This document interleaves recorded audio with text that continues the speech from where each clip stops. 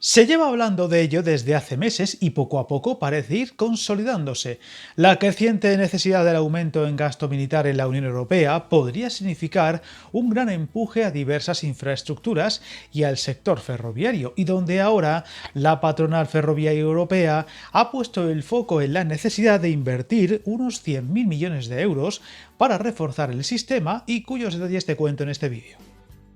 Hablamos de una entidad que integra a operadoras públicas como Renfe y de otros países como Francia, Italia, Alemania o Portugal, que estos días ha dado su visto bueno a la nueva regulación comunitaria de movilidad militar, que pretende facilitar el transporte de material y personal militar a través de la Unión Europea, pero exigiendo contraprestaciones para lograr su efectividad plena. Pues esta asociación ferroviaria ha advertido a Bruselas de que el sistema no podrá asumir la transformación operativa de la red sin financiación masiva ni garantías jurídicas, condicionando su éxito a una dotación de 100.000 millones de euros y a la implicación directa de la OTAN.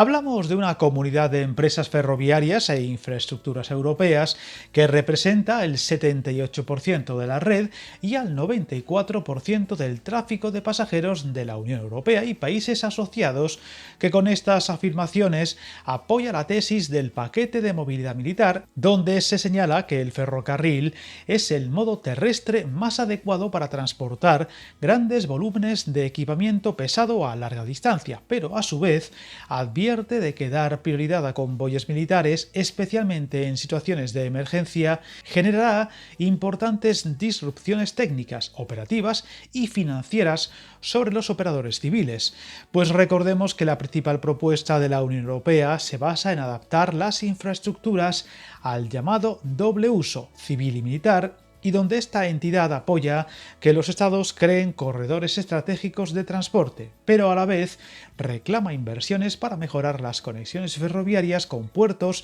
y terminales logísticas, elevar los estándares técnicos y modificar los gálibos de los túneles y la infraestructura para permitir el paso de material militar de mayores dimensiones, lo que requerirá de una importante inyección de recursos. Una serie de propuestas y recomendaciones que, como ya se viene definiendo desde diversos estamentos, podrían hacer de la crisis militar actual una oportunidad para mejorar diversas infraestructuras o corredores, también en España. Viajar en tren nunca fue tan fácil. En trenes.com encuentra y reserva tus billetes de Renfe, Wigo, Irio y muchos otros países europeos. Vive experiencias únicas a bordo y recuerda, si vas sobre raíles, está en trenes.com.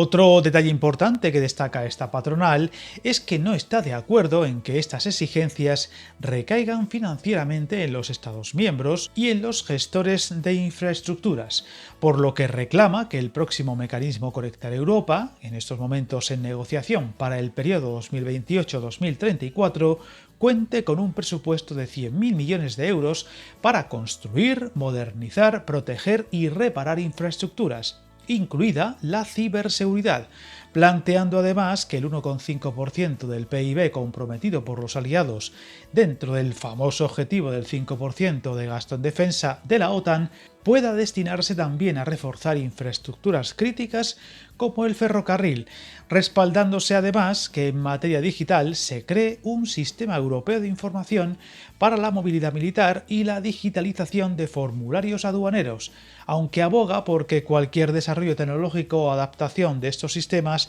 sea cofinanciado con fondos europeos. También reclama estándares mínimos de ciberseguridad para activos ferroviarios de doble uso no cubiertos aún por la Directiva de Entidades Críticas o la norma NIS2.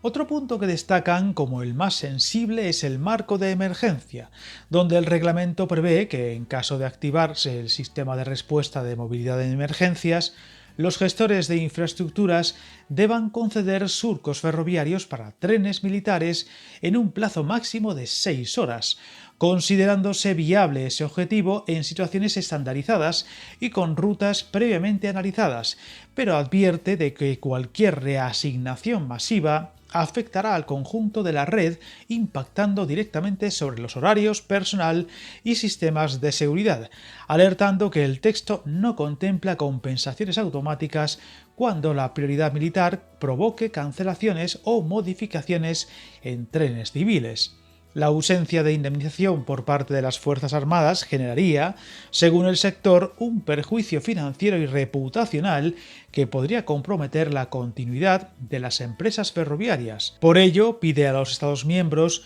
que cubran íntegramente los ingresos perdidos, las reclamaciones de pasajeros y los costes adicionales de energía, personal o mantenimiento, llegando incluso a plantear la creación de un fondo específico para estas cuestiones. Asimismo, solicita un mecanismo legal por el cual ni operadores ni gestores se conviertan en responsables de las compensaciones a viajeros cuando las cancelaciones deriven directamente en la activación del marco de emergencia. En paralelo, subraya que la continuidad del transporte civil debe preservarse en la mayor medida posible.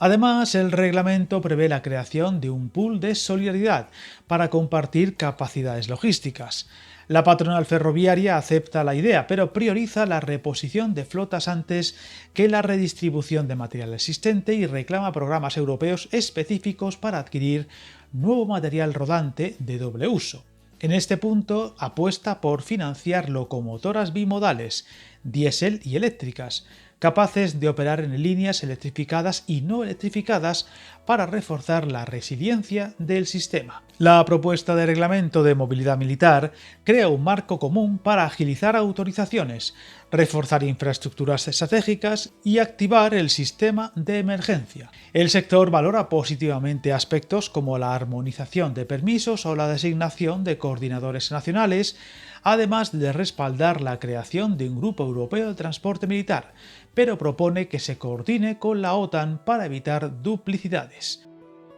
Lo que deja claro esta serie de propuestas, recomendaciones y alertas es que en el marco actual la Unión Europea no solo carece de infraestructuras capaces de una movilidad militar eficiente en caso de emergencia, sino incluso de protocolos a seguir. Un marco que hasta ahora parecía completamente imposible, pero que en los últimos tiempos ha empezado a parecer cuando menos plausible en un panorama geoestratégico lleno de tensiones con países como Rusia y donde ya ni los socios más fiables hasta ahora, como Estados Unidos, son de fiar. Por lo que, más allá del debate de si ese tipo de inversiones o rearmes son realmente necesarios, o el coste social que podrían tener, también se pueden ver como una oportunidad en muchos aspectos, desde el industrial y laboral hasta, como en este caso, el desarrollo y avances en infraestructuras y redes como la ferroviaria, que aún deja mucho que desear, por ejemplo, en la conexión entre Estados miembros,